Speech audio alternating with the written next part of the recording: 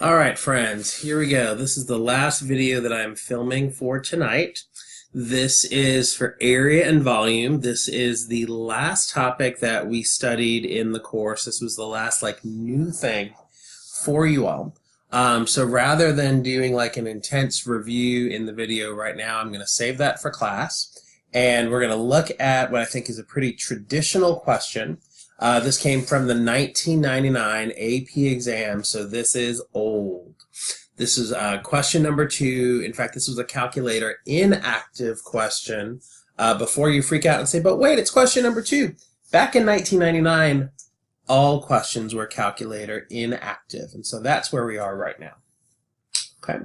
After this video, we'll look at, after this problem, we'll look at another problem, which is a newer version, and we'll see how the College Board is assessing area and volume now. Okay, so we've got this region over here. We've got the graph of y equals x squared and y equals 4. The shaded region S is bounded by y equals x squared and the line y equals 4. Okay, here's S. As shown in the figure above, find the area. Well, hopefully at this point you are familiar and comfortable with drawing your little representative rectangles. I always like to think about my slices here, and what I know is for region S, all of my slices, I'm going to do a top minus bottom, and so the area is going to be an integral of 4 minus x squared. I'm going to integrate that with respect to x. Now, what we haven't found are your limits of integration. We're going to have to do a little bit of work there. The limits of integration, we're going to start at the first intersection point, and we're going to end at the second intersection point. And I would assume that most of you know the coordinates probably just by looking. But if you didn't, what makes the intersection so special is we're saying that the y values are equal. So x squared is equal to 4, so x equals plus or minus 2. We're going to integrate from -2 to 2. And since we've already filmed the video on integration techniques, I'm going to go rather quickly here. The integral of 4 minus x squared is 4x minus 1/3 x cubed. We're going to evaluate from -2 to 2. I always do big parentheses minus big parentheses. We evaluate at 2, 4 times 2, minus 1/3 times 2 cubed, minus, big parentheses, 4 times -2, minus 1/3 of -2 cubed. Clean that up if you want to. It'll simplify to 32 over 3. There's no need for you to do that. I'm pretty sure that the College Board is going to give you 1 point for the initial integral, 1 point for finding the antiderivative, and then 1 point for this evaluation piece. Whether or not you simplify, you'd probably get that first point, that third point, which is why I'm not going to bother to waste my time and simplify. Okay, so let's see. Find the volume of the solid generated by revolving S around the x-axis.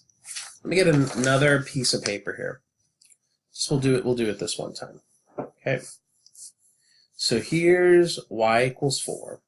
Here's the graph of y equals x squared, and I want to revolve around the x-axis. So what Miss Blakely from East End taught me to do is first of all think about your representative slice. So here's my little rectangle, and that rectangle is getting spun around the x-axis, and a way to help her kids visualize it, she'd draw the reflection of that rectangle over the axis of rotation. And then she would connect these little inside pieces and connect the outside pieces so that her kids can see that this is going to be a washer. When doing a volume problem like this, volume for a hollow object, it's always pi and then an integral, your big radius squared minus your small radius squared, integrate with respect to x. In this case, we're going to integrate from x equals -2 to x equals +2. Your big radius starts on the axis of rotation and goes all the way out to the curve y equals 4. Your small radius goes from the x-axis and goes out to the curve x squared. Now, remember on this one, did they actually ask us? Yeah, they want us to find the volume. So you've done a lot of work with the setup. Now let's keep going. Pi times the integral from -2 to 2. 4 squared is 16. X squared squared is x to the 4th. If I integrate, the integral of 16 is 16x. The integral of x to the 4th is 1/5 x to the 5th.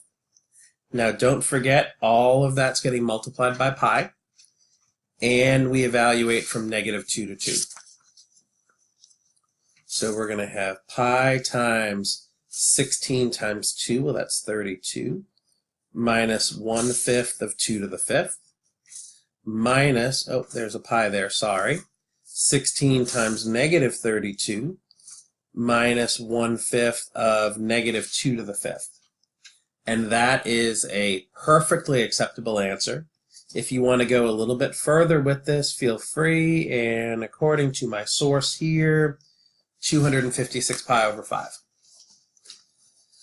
I suspect they would give you 1 point for the pi in the limits of integration, probably another point for the integrand, 1 point for finding the antiderivative, and maybe 1 point for the final evaluation, and again, no point for the simplification. So we're at 4 points. Pretty good. And apologies if I didn't give you nearly enough space to do this work in the handout. Of course, I was trying to save some paper, save some cost. Maybe not a good idea. All right, part C. Region S, same region. Region S is the base of a solid whose cross-sections taken perpendicular to the y-axis are equilateral triangles. Find the volume of the solid. Okay, let me draw this guy again. Here's y equals 4. Here's y equals x squared. And what do we know? Region S is that base. Cross-sections taken perpendicular to the y-axis. Think about that for a second. Here's the y-axis. Your slices, your representative slices, are now going this way. And what they've told you is that these slices are equilateral triangles. Now, the tough part is this. When we say that the slices are equilateral triangles, all that you can see right now here is the base. And so imagine if you could, I realize that this is not equilateral. Oh, you may not be able to see that. Okay, there's the base, and my pen caps here are going to represent the other sides. I know it's hard to see; they're coming out of the paper at you. So you've got your one side of the equilateral triangle here. The other two sides come up and they meet, and that's how you're getting your equilateral triangle. What I normally tell my students to do is take that base. We're going to call that L, and rather than thinking about the pen caps coming up out of the paper at you, lay them flat. All the sides are the same length because it's equilateral. The thickness is a dy thickness. So these slices have a little bit of thickness. That's my dy. And when we were doing this, and this was the main focus, we actually went through and we derived the volume formula for an equilateral triangle. And what we showed is that the volume can be found by doing the square root of 3 over 4 times L squared dy. So what does that mean for us? Well, I need to figure out my length. How long are these slices? Well, they're always going from one side of the parabola to the other side. Because this is dy, my integral is going to be an integral, square root of 3 over 4 is the constant that I'm going to take outside. The length is getting squared, dy. My limits are going to go from y equals something to y equals something. I can see from the graph that I start integrating at y equals 0.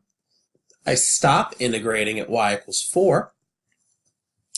To figure out the length, we're going to do a right minus left computation. Every one of these slices starts on the right side of the parabola, ends on the left side of the parabola.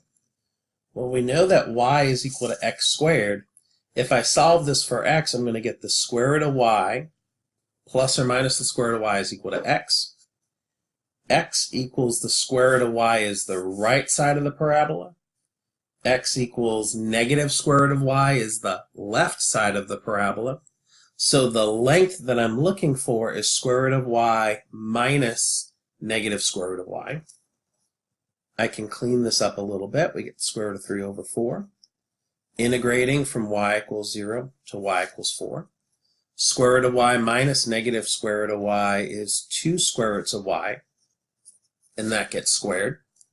2 square roots of y squared means 2 square roots of y times 2 square roots of y. That is 4y.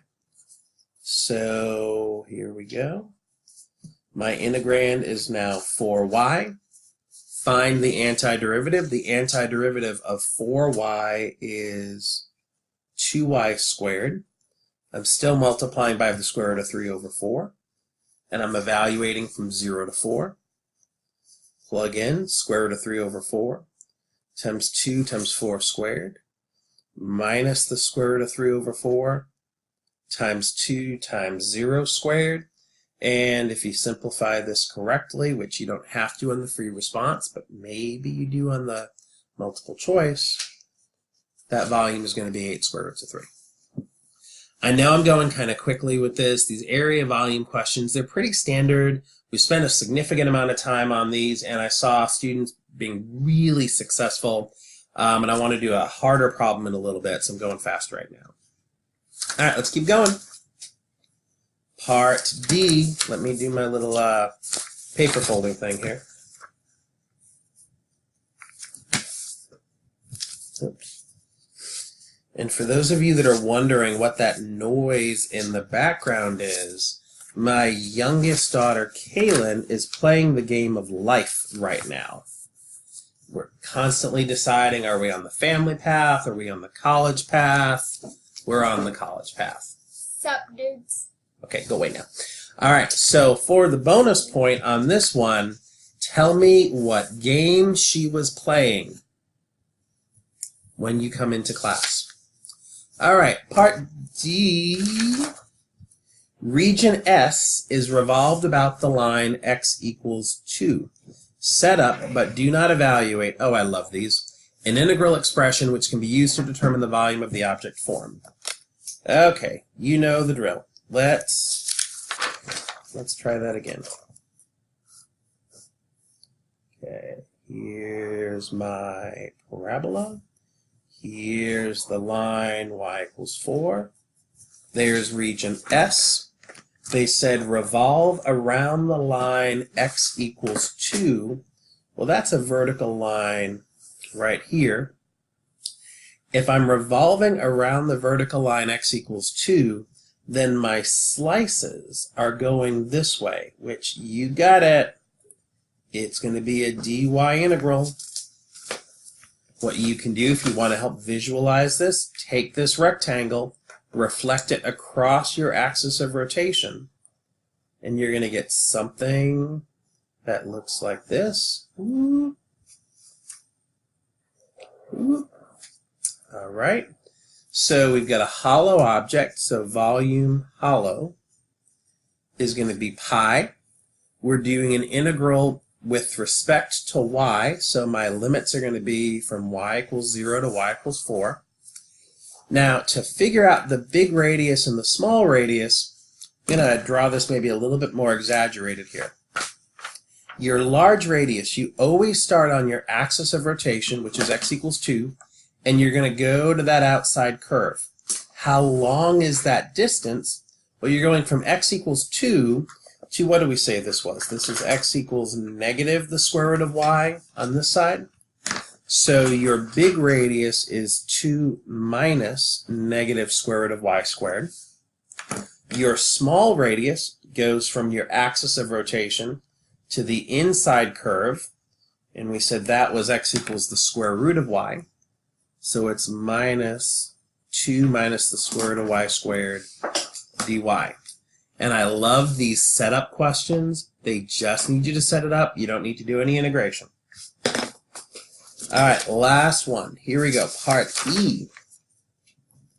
There exists a number k with k greater than 4 such that when S is revolved around the line y equals k, the resulting solid has the same volume as the solid in part B. Write, but do not solve an equation involving an integral that can be used to find the value of k. One more time. Here's my graph, y equals 4.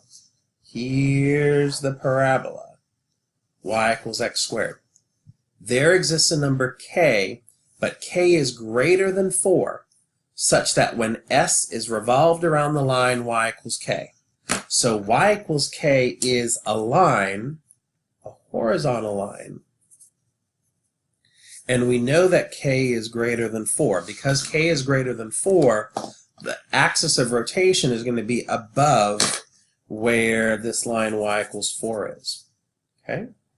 My intersection points are -2, 4 and 2, 4. If I take my region and I revolve it around the line y equals k, the solid that I get, or the three-dimensional object, has the same volume as the solid that we had in part B. Well, if I think about my representative slices, again, I'm revolving around y equals k.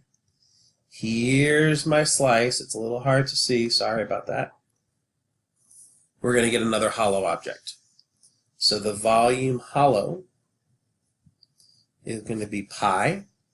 Now, my rectangles are going up and down, so this is a dx integral. We're integrating from x equals -2 to x equals +2. How long is your big radius?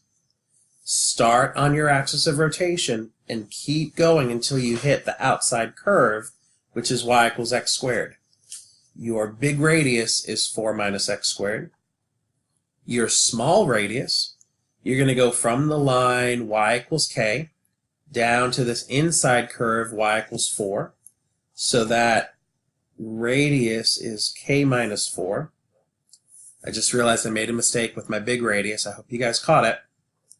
The big radius goes from the line y equals k down to the parabola. So not 4 minus x squared, k minus x squared. Sorry about that, y'all. It's been a long day.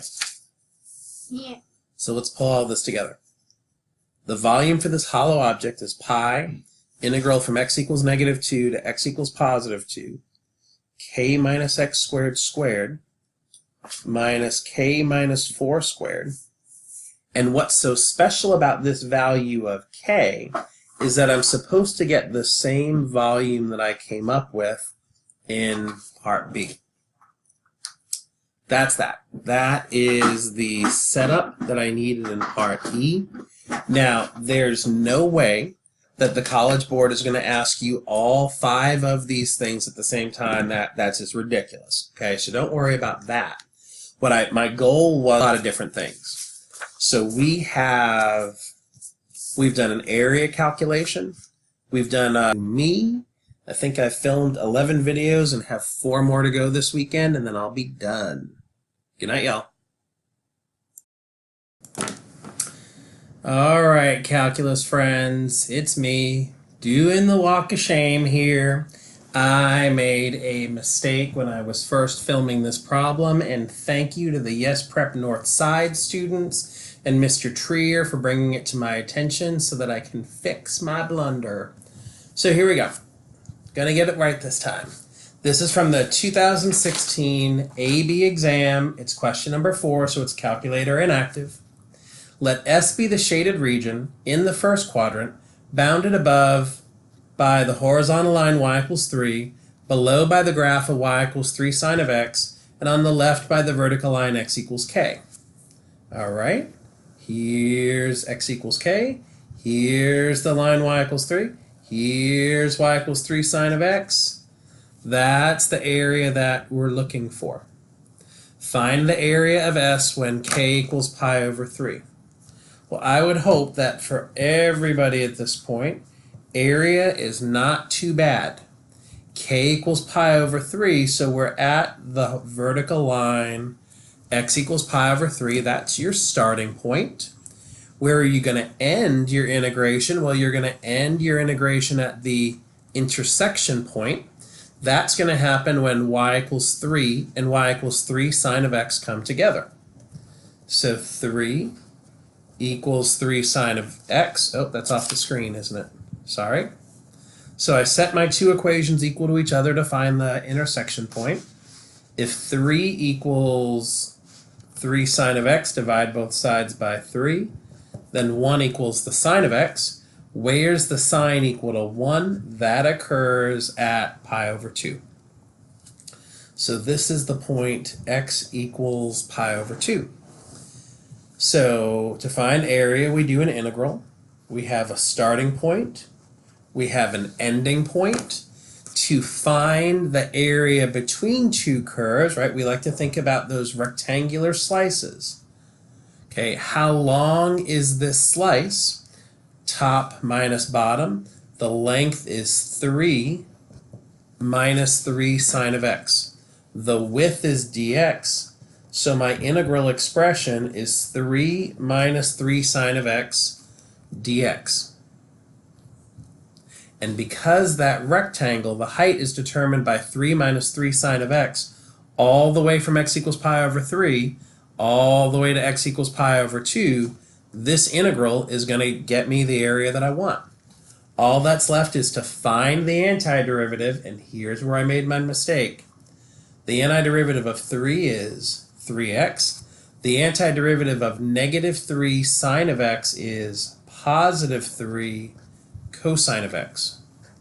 You're going to evaluate from pi over 3 to pi over 2. That means you're going to plug in big parentheses 3 times pi over 2 plus 3 cosine of pi over 2 minus big parentheses again 3 times pi over 3 plus 3 times the cosine of pi over 3.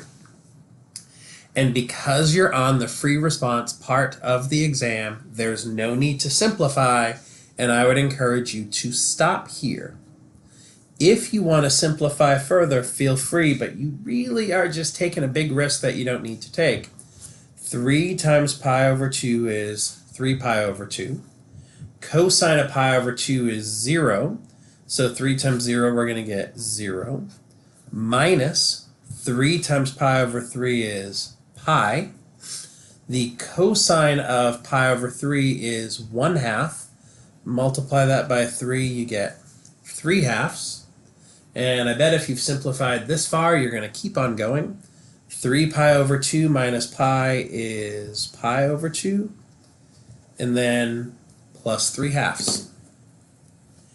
Okay, so where did the points come from? 1 point for the initial integral.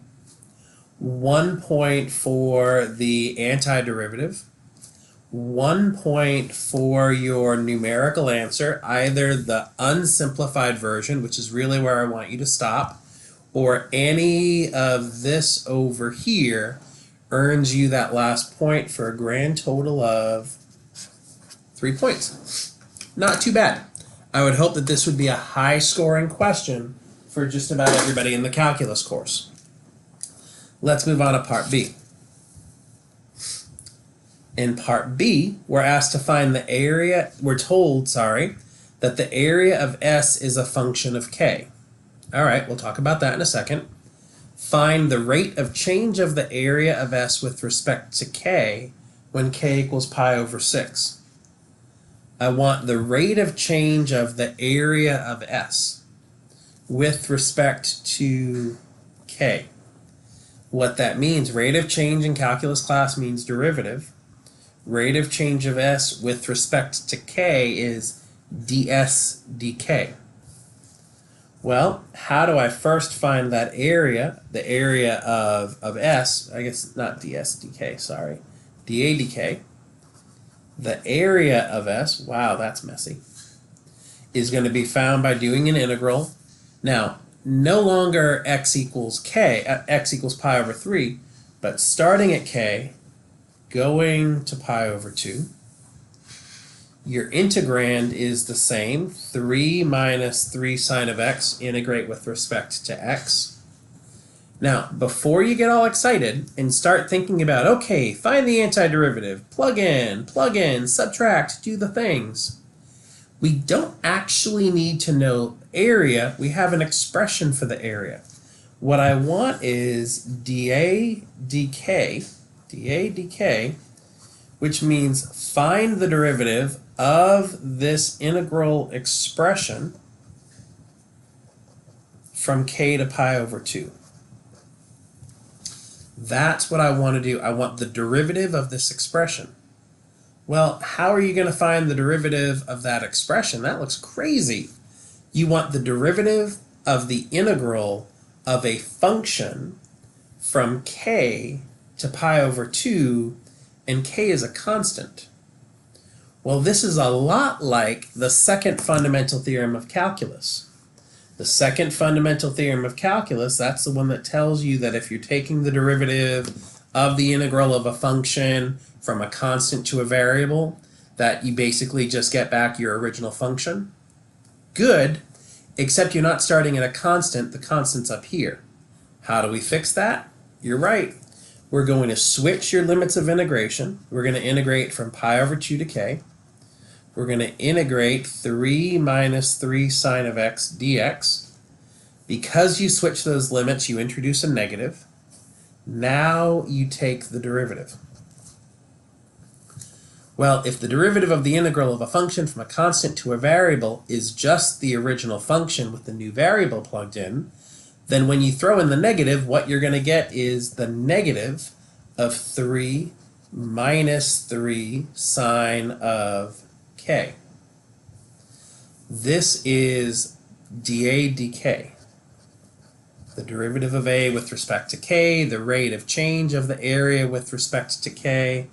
What I want for my final answer, though, is what is that rate when k equals pi over 6? Well, that's just going to be the negative of 3 minus 3 times sine of pi over 6.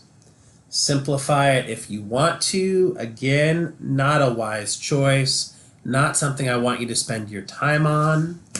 And that's the end there. All right, part C. Region S is revolved. Finally, a volume of revolution around the horizontal line y equals 5 to form a solid. Now they say solid, but they don't mean solid in the way you and I think about solid. Write but do not evaluate an integral expression involving one or more integrals that gives the volume of the solid when k equals pi over 4. Go back up to your diagram for a second. Here's the line y equals 5. This is what you are revolving around. Y equals 5 is your axis of rotation. We're no longer working with x equals pi over 3. Now it's x equals pi over 4. If we're going to take this whole region and revolve it around that line y equals 5, one way to visualize that, and Miss Blakely at East End taught me how to do this, is you take this rectangle and you reflect the rectangle over the axis of rotation. There's a little space, there's a rectangle. When I do the reflection, there's a little space, and then I draw my rectangle. This black rectangle is the reflection in this one. You then connect the inside points, you connect the outside points so that you can get a sense of what's actually going to happen here. You've got a hollow object. So what I know, let me scoot my paper down here, is that when I find the volume of a hollow object, the setup is going to be pi, an integral from a place to a place.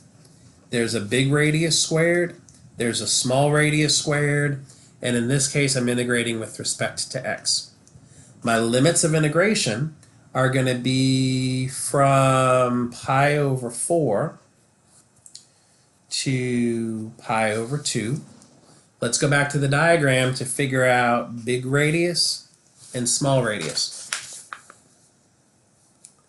Now I just realized when I was looking down, I wrote x equals pi over 2. No. Pi over 4 is the lower limit. Oof. Okay. When you're determining your big radius and your small radius, you start on the axis of rotation, and then you're going to go down until you hit the outside curve. So you're starting on the line y equals 5, you're ending on the curve y equals 3 sine of x. So your big radius is 5 minus 3 sine of x. Your small radius starts on the axis of rotation and goes until you hit the inside curve, which is going to be r equals 5 minus 3, which is 2. We've got the big radius, we've got the small radius. Let's go down here and wrap this up. 5 minus 3 sine of x, the whole thing squared, minus 5 minus 3, the whole thing squared. Integrate from pi over 4 to pi over 2. Multiply everything by pi. That's it. That is your final answer. Most likely the way that they awarded points was 1 point for the limits of integration and the constant. That's a pretty typical thing. And then 2 points for coming up with the integrand. So that would be worth 3 points. All right, that's it. I'm going to snap this together with the question number 1 from before, fix the whole thing, and we'll go from there. Hope you find the videos to be helpful.